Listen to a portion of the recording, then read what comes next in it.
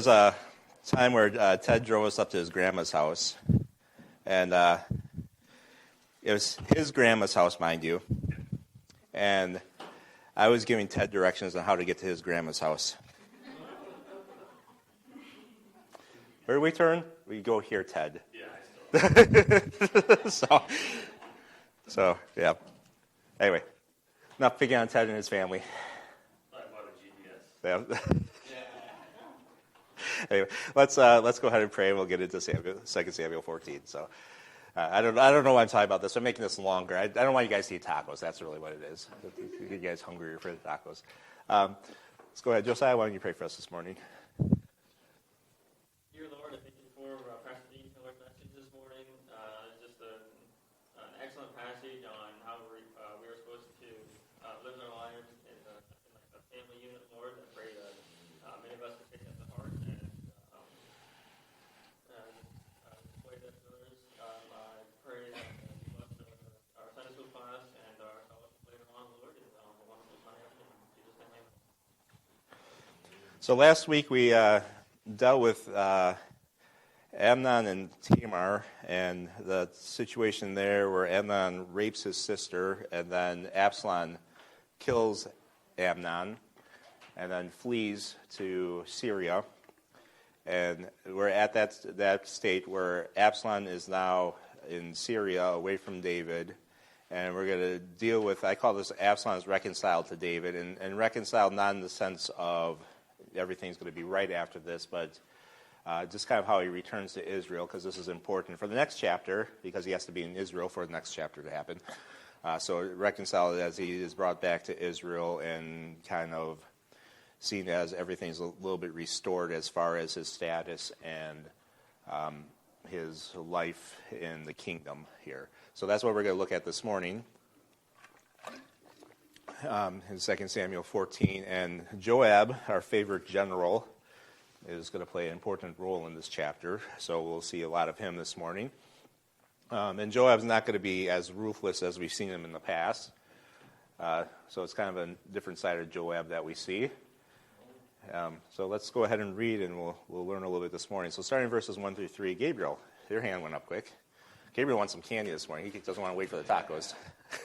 Actually, I've read both last week and the week before. Was it not passed to you, or you just pass on? Oh, well, here, I'm going to make sure that it gets passed to you. And if you want to take extra candy because you've been left out. So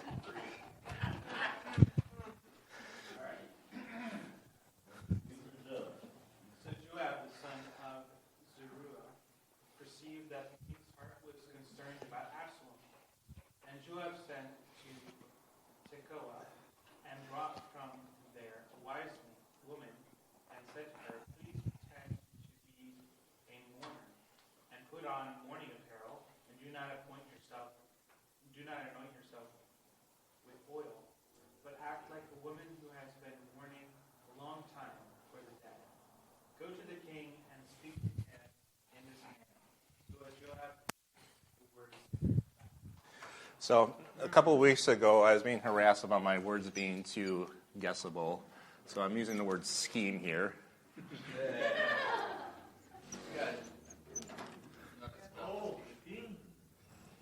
Is that scheme? Did I spell it wrong? That's scheme. So scheme. Joab comes up with a scheme. And that's kind of what this is here. Joab senses David's feelings. This word concerned is a pretty cool word in English. You know, it has a good meaning, a good definite meaning. In the Hebrew here, this is a preposition. And if you know anything about languages, Greek and Hebrew, prepositions in these languages are a little bit fluid. They can have a lot of different meanings. This could be by, for, it could be also against. And it seems to be, as you read through this passage and see what David's feelings truly are, against could really be a good translation here, is that the king's heart was against Absalom and not really concerned for her. Because you see how David feels, even as Absalom comes back, he's not really concerned about his well-being. He's not really concerned about him. He seems to be more against him. He's not sending for Absalom. Later on, even as Absalom comes back, he's not really interested in reconciling with him. against is probably a better idea of what it is, that Joab's concerned because David's heart, even the last chapter talked about that he was comforted because Amnon was punished. He died because of his crimes. Now he's not feeling so great about Absalom anymore because Absalom fled, and now it seems like David's heart is kind of turning against Absalom, and Joab's concerned about this. And so this is why he's coming up with this scheme here, because he wants to do something about that. So that's kind of what I'm thinking this is here. That's why I said it could be against. I'm not definite on this, but that's kind of how I'm taking it here. So Joab says for a wise woman, this wise is kind of the idea of a crafty woman, someone who's very good at playing a part. And she's going to play a part here because she's going to, as you'll see in a second, she's going to come up with a story that's not true, but she's going to act it out and she's going to play it for David. And she's going to act out this story to make David do something that Joab wants David to do. And Joab gives her these instructions. You're going to be a mourner. And he says, don't put on oil. Well, the idea when you go before a king, you're supposed to dress nice, you're supposed to clean yourself up. And in that culture, you would anoint yourself with oil because that was part of making yourself look nice, and getting yourself cleaned up was to anoint yourself with oil. We don't do that nowadays. We take a shower and bathe and get dressed up. And if you're a woman, if you were going to see the president or whatever, you probably put on makeup and get fancied up and whatever. This day and age, you put on oil. You anoint yourself to make yourself look good and look nice and smell nice and be nice and fresh for the king. He says, don't do this. Make yourself look like you're mourning. And pretend that you are mourning. Dress as if you're mourning. You pretend as if someone had died. You go to the king and speak these words I'm going to give to you. And at this point in the story, we don't know what the words are. We're going to find out in a second what the words are. But the way this is written, it's like, here's the words I'm going to give you. What are the words? Oh, we're going to find out in a second.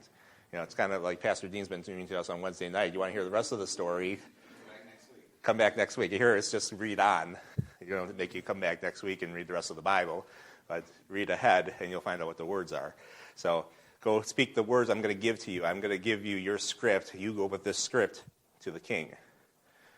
And so he finds this woman, and she's going to go play the part for Joab before the king. And we're going to find out why, I think in a little bit, why Joab is sending for this woman to do this. And I'm not going to give away why he's having this woman do this, because I want to tell you a little bit later in the story when it becomes apparent why Joab is having this woman do this. So this is his scheme. We're going to have this woman come, pretend she's mourning, go before the king, and speak the words he wants her to speak, because this is part of his plan. Let's see what the words are, because you guys all want to know what she says, right? So let's find out. Nathan's hand went up really quick, even before I asked, so Nathan gets... spoke to the king. She fell on her face to the ground and prostrated herself and said, "Help, O king." Then the king said to her, "What troubles you?" And she answered, "Indeed, I am a widow. My husband is dead. Now your maidservant had 2 sons, and the 2 fought with each other in the field, and there was no one to part them, but the one struck the other and killed him. And now the whole family has risen up against your maidservant, and they said, 'Deliver him who struck his brother, that we may execute him for the life of his brother whom he killed, and we will destroy the heir also.' So they would extinguish my ember that is left, and leave to my husband neither name nor remnant on the earth."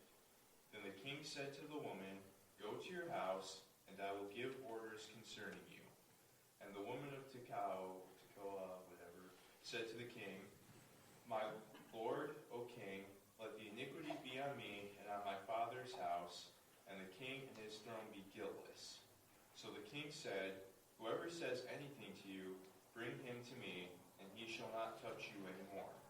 Then she said, "Please let the king remember the Lord your God, and do not permit the avenger of blood to destroy anymore, lest they destroy my son." And he said, "As the Lord lives, not one hair of your son shall fall to the ground." So the woman tells her story to the king. Yeah, it is predictable. Sorry, I did one. Did one unpredictable one. It's her story. So she prostrates herself before David. We'll see, this is what you do before the king. You bow before the king. This is going to be typical in the story as you come before the king. And she asks for help. She has a story to tell, and she wants the king's help on this. So what's her story? Her husband's dead. Okay? And she had 2 sons. Her 2 sons fought with each other, and one killed the other. And as we see from the idea of the story, they were fighting, and it wasn't a premeditated kill. It was within the fight, kind of accidental. So it wasn't that one intentionally murdered the other. And now, because one killed the other, the rest of the family wants to kill the other son, and she's going to be left without an heir. So there's going to be no inheritance passed on to her son. Her family's going to lose their inheritance. There's going to be nothing left in the land. There's going to be no passing on from father to son. And she describes that the ember in her is going to die. There's going to be no posterity left for her family to go on. And it's just like, don't let my family kill my last heir. And the king says, okay, you go to your home, and I'll make a judgment concerning this. And she pushes, no, let this guilt be upon me and not on my son. If there's a judgment that needs to be made, let it be on me. And David kind of makes this, no, it's not going to be on you. I'll take this on myself. This will be on me. As she keeps pushing and says, don't let any harm come to my son. And David finally makes a promise to her that no harm is going to come to her or her son because of this. And so she's getting the judgment that Joab tells her, I want you to get the king to make this judgment that he's going to protect you and your son. And you can see kind of where this is going now, right? One son kills the other son. So get him to say that the son's going to be protected. Because there's a parallel here now with a son killing another son. So you can turn this around. And that's what she's going to do here. Let's look at verses 12 through 17. Josiah. Therefore the woman said, please let your maidservant speak in other words to my lord the king. And he said, say on. So the woman said, why then have you schemed such a thing against the people of God? For the king speaks this thing as one who is guilty, in that the king does not bring his banished one home again. For we will surely die and become like water spilled on the ground, which cannot be gathered up again.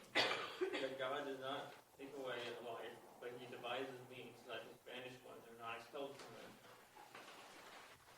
Now therefore I have come to speak of this thing to my lord the king, because the people have made me afraid. And your maidservant said, I will now speak to the king. It may be that the king will perform the request of his maidservant, for the king will hear and deliver his maidservant from the hand of the man who destroyed me and my son together from the inheritance of God. Your maidservant said, the word of my lord the king will now be comforting. For as the angel of God, so is my lord the king, in discerning good and evil. And may the Lord your God go with you. So the woman turns the story toward David here.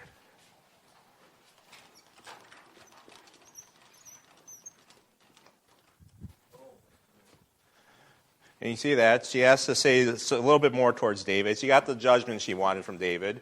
She says, can I say a little bit more to the king? You want to be very respectful before the king.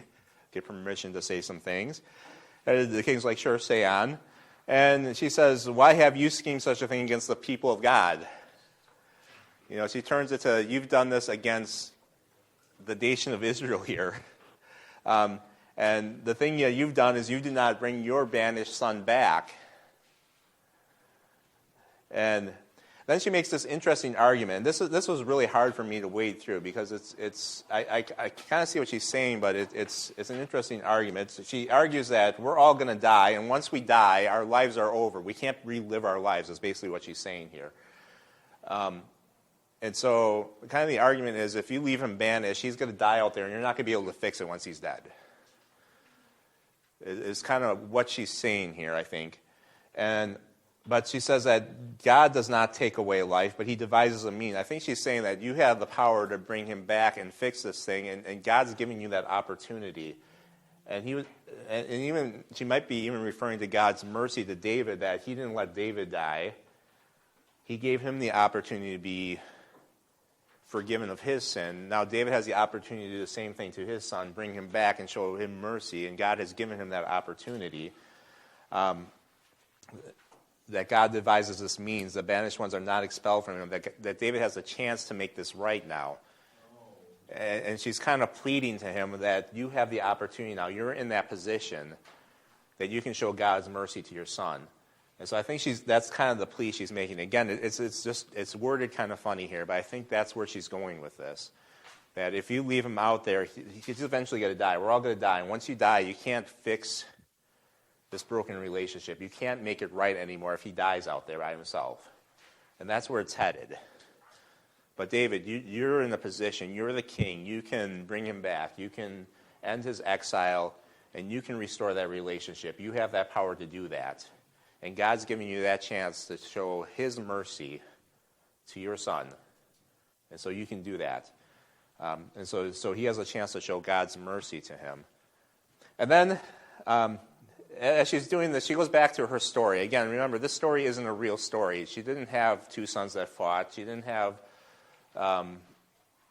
the one son kill the other son. She doesn't have family members coming to kill this other son. But she still sticks to the story. She's still trying to sell this story. I think, she's trying to stay out of trouble for herself because she doesn't want to be shown as, she made up this story and she's lying to the king, obviously. So she goes back to her story. And so I guess I didn't really go into the story anymore because the story's not really important, per se, except that she talks about the king having the power of good and evil. He's, like the angel of God. He can make this decision. And he has the power to discern good and evil. You're in that position that you have this chance to make a difference between what's right and what's wrong, king. You can make this decision. She's talking about her story, but she's making the point that you can do this. You're given a place of authority that you can make this decision to do the right thing. And you have that responsibility as king. And she's saying about her story, but she's really, telling David, in your situation, you have the ability to do what's right and what's wrong here. And if you just leave Absalom to go out there and stay in exile, you're not doing anything to fix this. And as long as he's in exile, he's still under your authority. He doesn't know that he can do anything about it, but you as king can fix it. You can do something about it. You have the power to restore that relationship, and you have the responsibility to choose between good and evil. Do the right thing. And that's kind of what her argument is to him. And so he has the ability to change this relationship. He has the ability to fix this. He has the ability to do something to restore this relationship, whatever that is. And so she's making that argument, even though she's making it through her false story, she's trying to make that point to David that he can do something because he is the king. He has the power to do that. And he's the one in authority. He's the one who has the ability to fix that relationship. Even though it's Absalom who fled, even though it's Absalom who killed his brother, David has the ability to fix that, and he has the responsibility to do that. And I think she's trying to appeal to him, don't hold on to your pride and don't say, well, he fled. I'm not going to do anything about it because I'm mad at him. She's like, you need to fix this. It's your responsibility. I think sometimes that goes for us too, that sometimes something happens and we hold on to our pride and we don't want to do anything about it because we're mad at that person. And sometimes we just need to swallow our pride and go and say, it's our responsibility to live peaceably with all men. And we need to take that step to try to restore and fix those relationships when they're broken. And so she's appealing to that at this point. So I think that's what her argument is here. And again, it's a kind of a difficult argument because you have to weigh between her false story that she's putting up here that's not really real. And she's trying to talk to a king and be respectful of the king and not, she's not Nathan the prophet and trying to go, you're the man, because you can't really do that. So she's trying to appeal to him through the story. Again, it's kind of funny. I don't know if Job even is looking at the situation and saying, well, Nathan went to David with the story about the guy and the lambs. Maybe I need to go to him with a story with his widow and try to, appeal to him this way. Maybe he thought about that too. So it's an interesting story here that we got. So let's see how the king responds to this. Verse 18. Then the king answered and said to the woman, please do not hide from me anything that I ask you. And the woman said, please let my lord the king speak. So the king said, is this the hand of Joab with you in all this? And the woman answered and said, as you live, my lord the king, no one can turn to the right hand or to the left from anything that my lord the king has spoken. For your servant Joab commanded me, and he put all these words in the mouth of your maidservant, to bring about this change of affairs, and your servant Joab has done this thing. But my lord is wise, according to the wisdom of the angel of God, to know everything that is in the earth. So David questions the woman.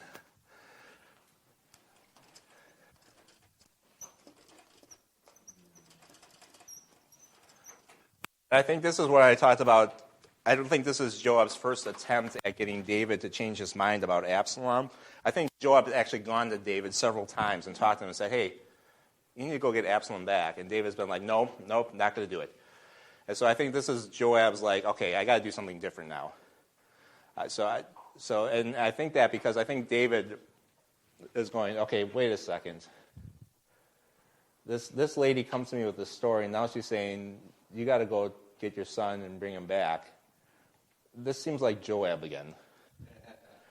You know, I don't think David out of the blue just kind of goes, is this Joab?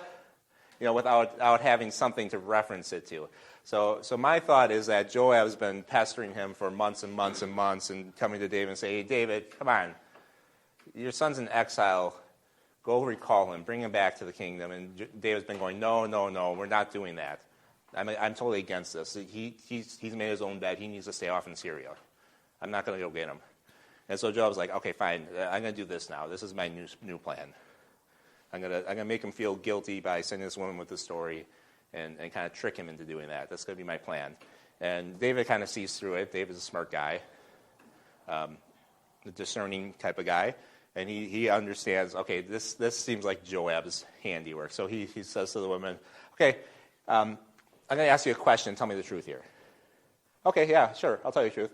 Is this Joab? Did Joab make you do this? You're a very smart king. You're very knowing. God's giving you great wisdom. You're like the angel of God. Yes, Joab did it.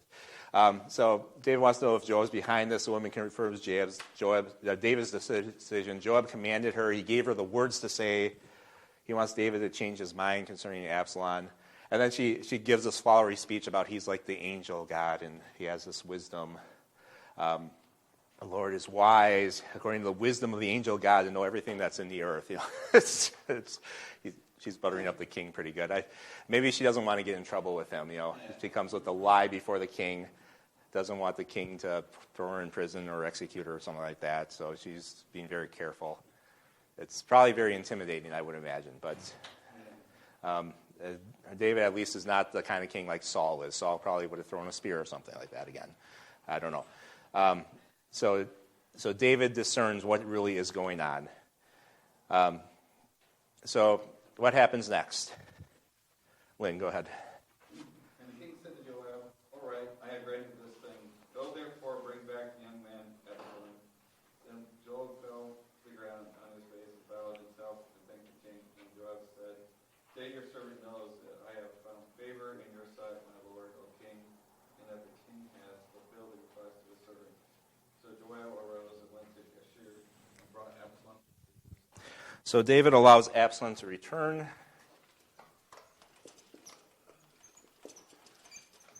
So even though David figures out that this is Joab's doing, it works. To some extent here, at least. So David tells Joab to retrieve Absalom, and Joab thanks David. And again, you look at how Joab responds. This isn't just like, oh, thanks. I'm glad that you changed your mind. The way he responds, it sounds like that he's been wanting this for a long time, which makes me think that this isn't the first time he's approached him. You know, this is a very heartfelt thanks. You know, he falls before the king.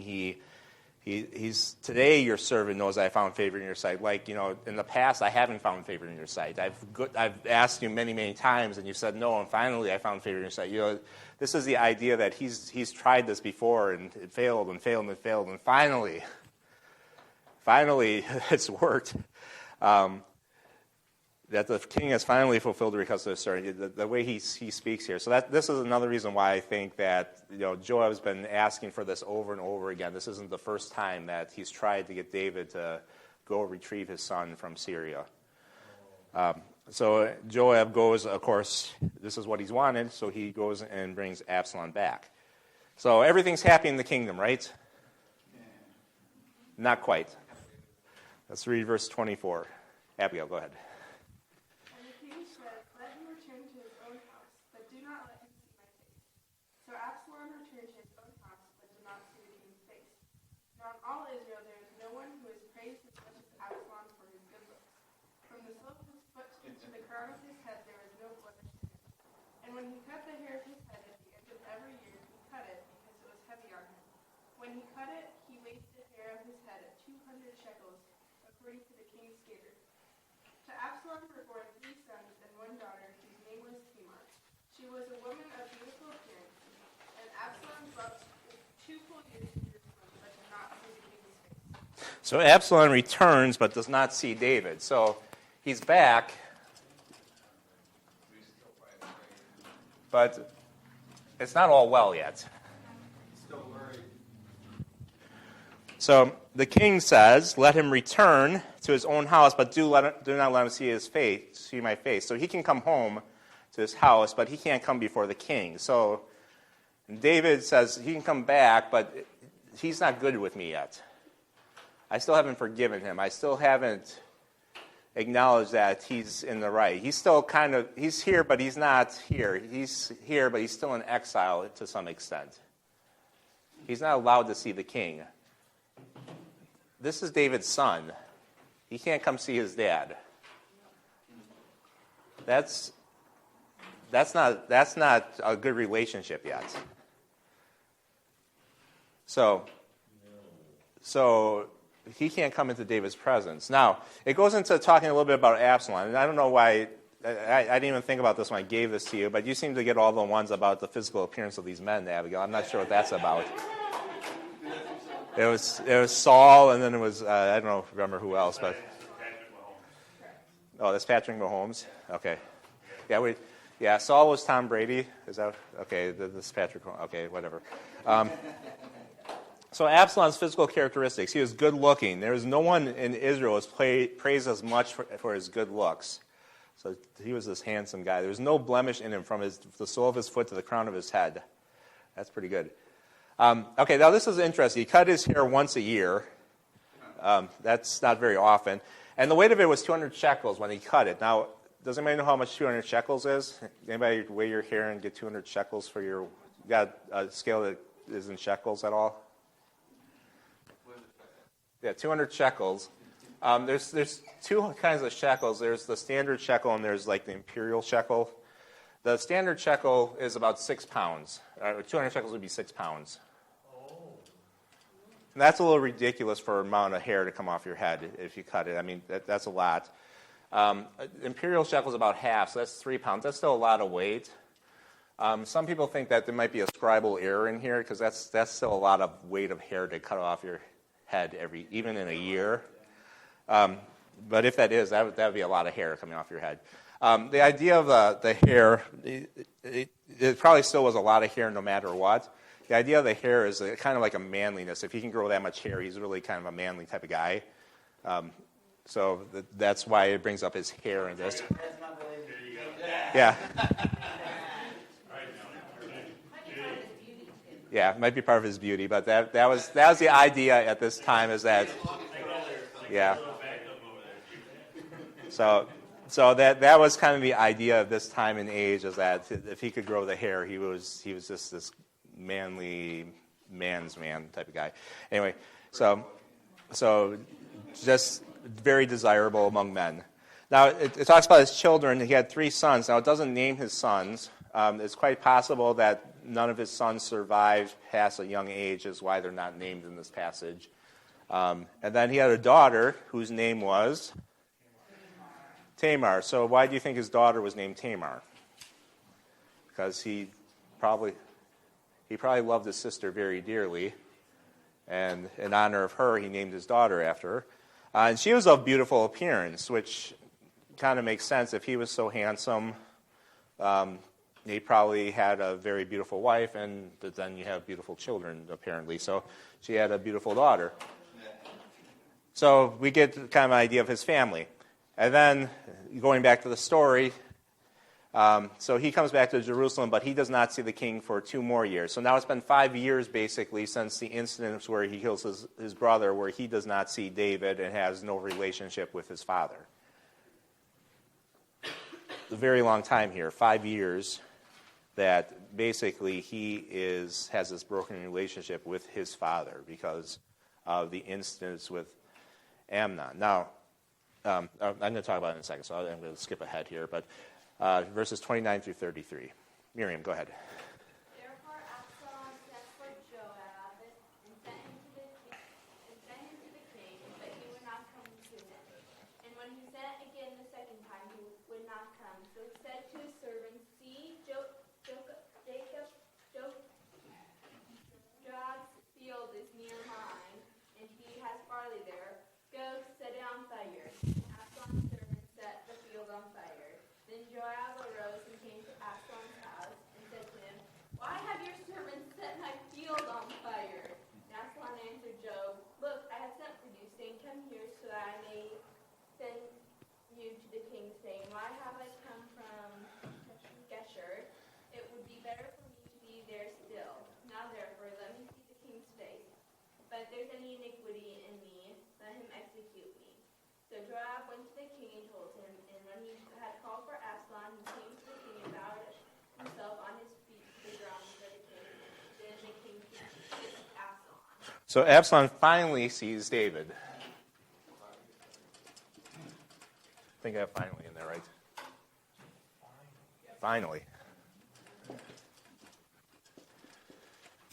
Okay, so Absalom sends for Joab, and Joab would not come.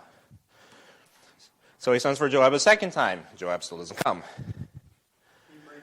So Absalom sends Joab several text messages, and Joab doesn't respond. No, he sets his field on fire. That's a good way to get somebody's attention. I mean, he killed his brother. I guess setting a field on fire is a little bit less reckless. So that gets Joab's attention. Joab's like, "Why are you setting my field on fire? There you go. You wouldn't talk to me. What else was I supposed to do?" I don't. I could think of about 50 other things you could have done other than setting my field on fire. I mean, that's their livelihood back then. That's how you made your money. That's how you provided for yourself. You know, it's like you're not going to talk to me. I'm gonna go burn down your workplace so you don't have any place to go to work. I don't know. What's that? So Joab like going to extremes, I guess. I don't know. So he says, give this message to my dad. Here's the message. Why have you brought me home? Now, this actually makes some sense, this message. It would have been better for me to be Geshur. Why? Well, at least there, I'm in exile, and, I know I'm hundreds of miles away from you, and I can't talk to you anyway. Here, I'm home, and I can't talk to you, and I'm, thousands of feet away, and I'm not allowed to see you. And there's this tension here, and I know that something's wrong. There, at least, it's like, well, I'm so far away, I know there's something wrong.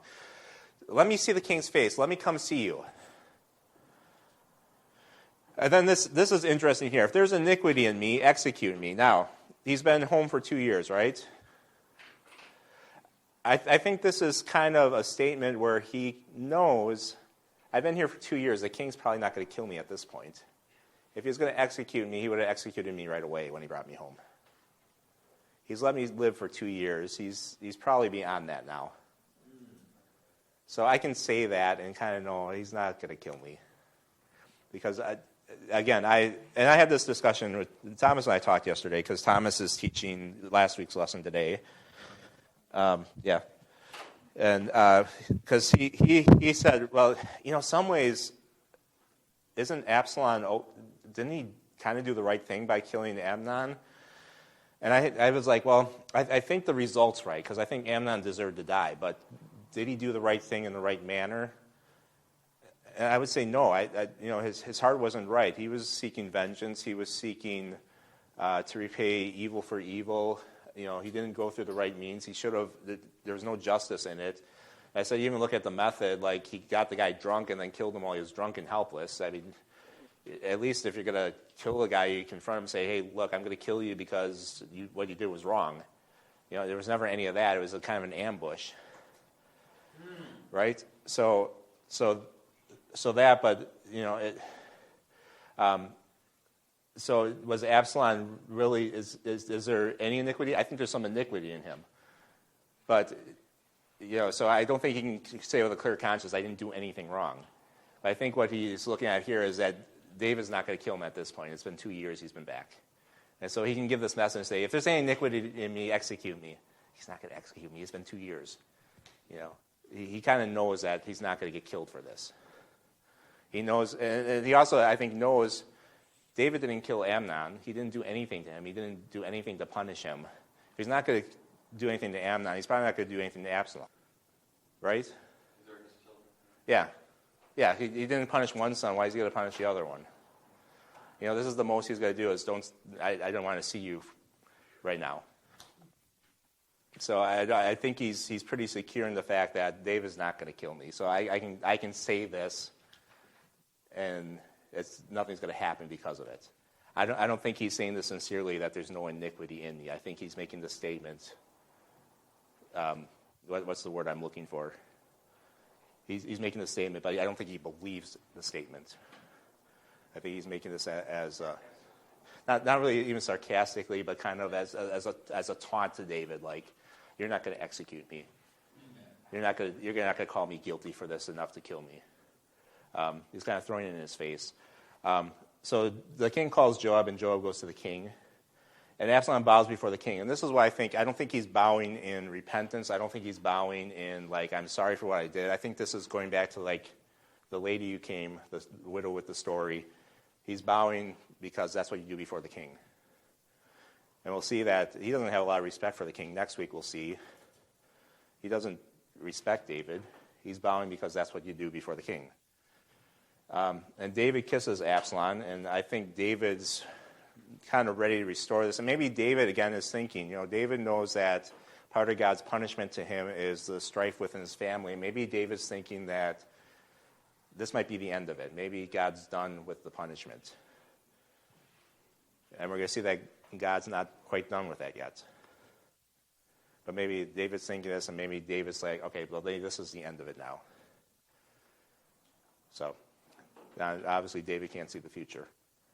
So, and this is kind of where we end this chapter. And as we go on, we're going to see that there's still more to come yet. Absalom's not done. So, takeaways. Takeaways, what do you do with this chapter? How do we take away from this? How do we learn what to do from this story? Because I'm guessing most of you don't have a son who raped a daughter and then had another son kill your son and have to deal with that situation directly, right? So I hope you don't.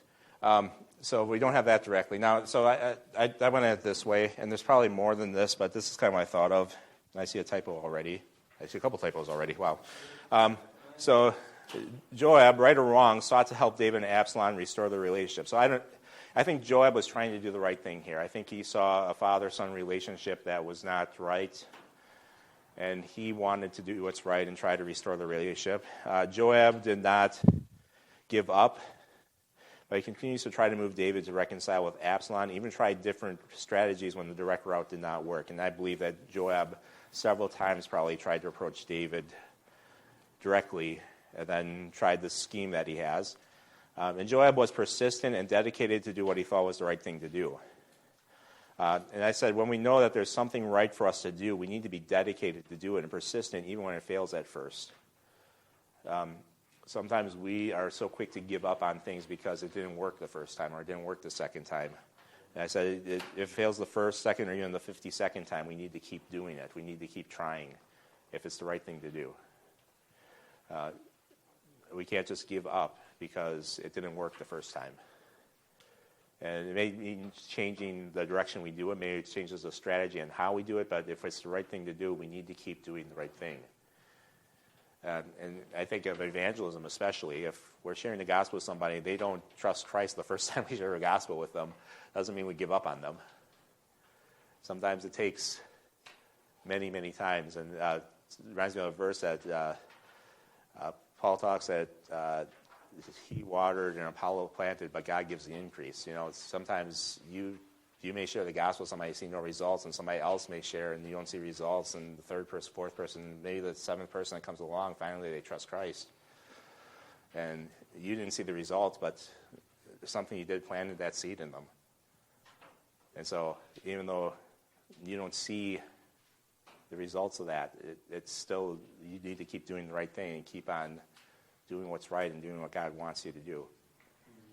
And I'm not saying that necessarily that Joab was right or wrong in this situation. I think Joab thought he was doing the right thing and trying to fix the relationship. And the results, obviously, Absalom goes off and does some very wicked things after this, and it doesn't look like the results of this turned out well. But I think Joab was trying to restore the relationship between these two, and that was probably right in his eyes, at least.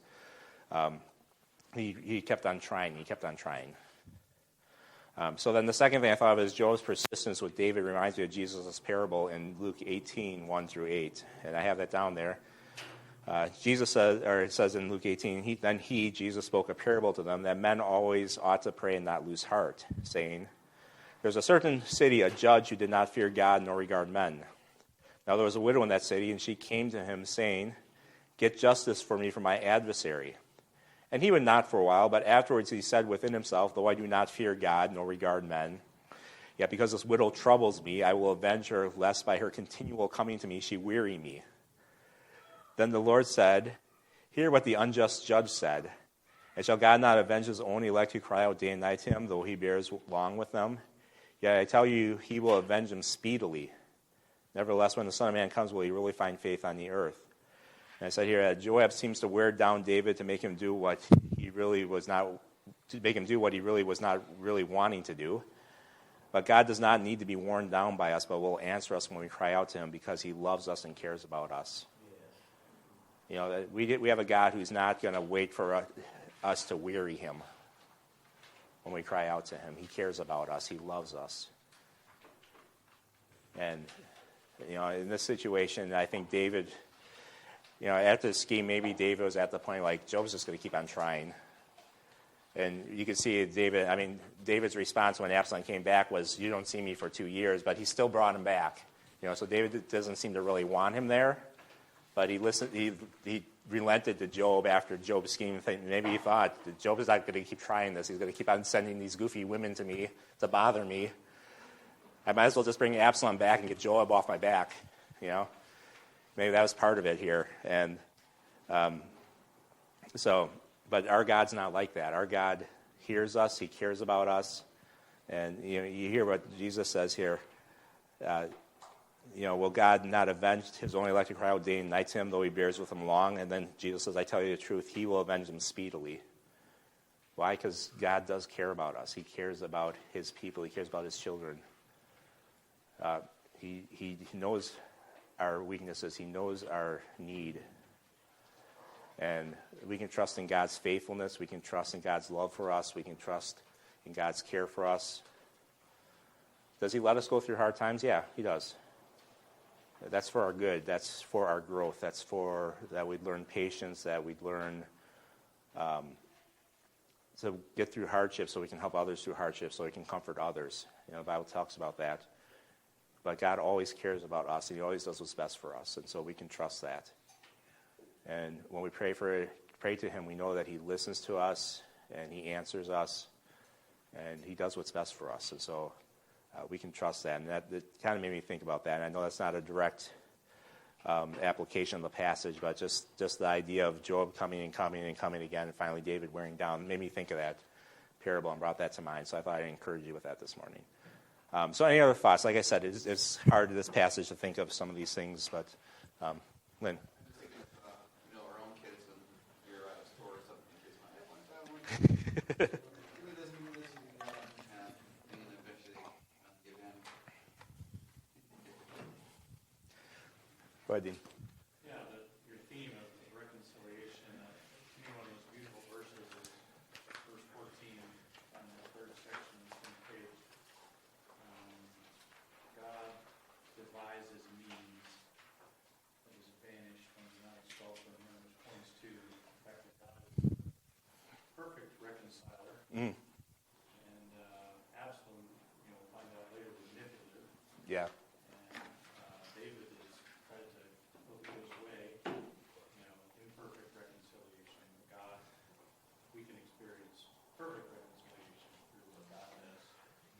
Yes.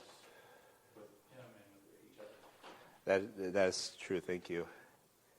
That is good. That He devises means, and that's very true of God.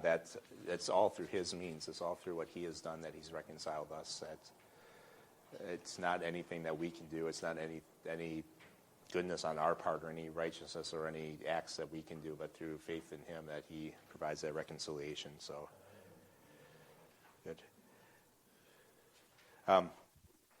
If I can tell a funny story quick, too. It's not off what you said, but what Flynn said.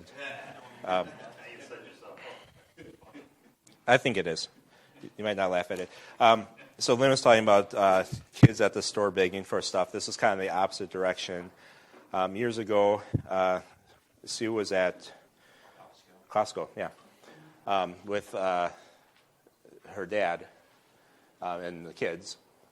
And they were shopping and going through the store, and they got to the candy aisle. And, at Costco, the candy aisle is not single candy bars. It's boxes of candy, right? Yeah. So she's walking through the store, and her dad blurts out in a loud voice, "Okay, kids, grab your favorite box of candy." For each of the kids, and Sue's like, "Absolutely not." So that's kind of the opposite, where the kids aren't begging for the candy, but the grandparents are giving away the candy.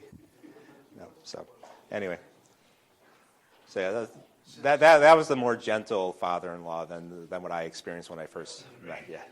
And it ended up settling on Two people got to pick one box. Okay, I didn't remember how that ended. I wasn't there, but I just laughed when I heard that. So. Now it comes up every once in a while as a joke in the house that somebody will blurt out, "Everybody grab their favorite box of candy." Any other thoughts? Sorry, I'm giving a little more time for the women to get stuff set up because I know Sue said she was going to jump out of Sunday school early. And yes. I just was thinking about when you have relationships like that are obviously on both sides. There's something being done that's strong on both sides of the relationship. Oftentimes you're kind of waiting for the other person to make the first move. So I think Joab, he may have had some inclination from both of them that they were willing to reconcile, but they're just being stubborn. I think you're right. Yeah. Sometimes it takes that third party to get in there and kind of see that and kind of push people to do that. I think, Joab, like I said, he's kind of been our bloodthirsty general that wants to go around killing people most of the time. And here's the one story where he kind of seems to perceive the heart of people and kind of push people to do what's right. It's kind of a different side of Joab we see. It's kind of a nice side of Joab. I kind of think he's at least trying to do the right thing and make things right. Now, Absalom, obviously, I think there's a lot of bitterness in him, and it's not limited towards Amnon. I think he's bitter towards David for not doing anything, and we'll see that in the following weeks he kind of takes it out on David a little bit. And it's part of God's judgment towards David, too. It's in God's divine sovereignty that happens, but Joab's at least trying to reconcile that relationship and seeing that needs to happen. So, yeah, that's a good point. And we can be that kind of peacemaker between people sometimes when we see that needs to happen. That's good. Well, I think the women are trying to get us food. So if all of David's children had acted rightly, how would God have fulfilled his plan?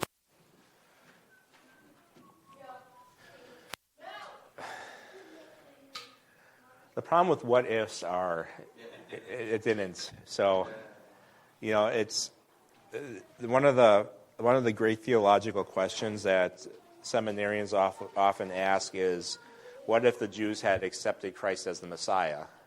And the answer always is, well, the Romans still would have crucified Jesus, and then he would have brought in the kingdom right away. And that's a great what if, but that's not what happened. the Jews rejected him, Jesus was still crucified, and then the church came in. And that's just how it is. I mean, it is a what if. Now, the one what if that Jesus answers is what if, the stuff that was preached to the Jews happened in Sodom and Gomorrah and those places, and they would have repented. We know that that's a what if that Jesus answered himself, and we know that that's true because Jesus answered it. So there's a couple places like that in the Bible where the what ifs were answered. But for the most part, when we answer what ifs, we can kind of say it's a nice question to ask, but it's kind of immaterial because that's not what happened. And you're kind of working against God's sovereignty and God's eternity and his omniscience and saying, well, what if? Well, that's not what happened. And God in his sovereignty knew that wasn't going to happen. So you can probably ask God in eternity, and I don't know if God's going to answer you or not, because he might say it's not really important to answer. Is that an unsatisfying answer? That's all I got. I'm just trying to give them more time to set up. Okay. What do you think about middle knowledge? What's that? What do you think about middle knowledge? Middle knowledge? Yeah. You ever heard about middle knowledge? No. It's like the idea that God doesn't just know everything that has happened, will happen, but Every possibility of what could have. possibility that could possibly have endeavor. Yeah, I don't know. That's kind of hard for me to wrap my brain around because that goes into knowledge of what God knows and doesn't know, which is like beyond the scope of what I could probably know about God. It's kind of funny to me because it's like God decided what was going to happen. So if he does know all that middle knowledge, he's so useless. It's kind of, yeah, it's, I don't know. It's a hard concept to get around because it's like, God's the God of truth, and stuff that didn't happen is not truth. So would that even be? But God knows all things. I don't know. To me, it's just hard to get around. I'm gonna close in prayer, or I'm gonna have somebody close in prayer here because I think that's probably a topic for more private discussion that probably most of you probably aren't really concerned about, and it's one of those arguments that I don't think is really important. An argument. In fact, people who are probably listening are like, why have I listened to the last 5 minutes of the tape? Because it's probably not that important. Okay. Anyway, let me know when I close this in prayer. Yes. And I don't know if they're ready yet, so if you could make your way. Yeah, if you could go to the auditorium to start with, and we'll just see where they're at. And then we'll let everybody know when they're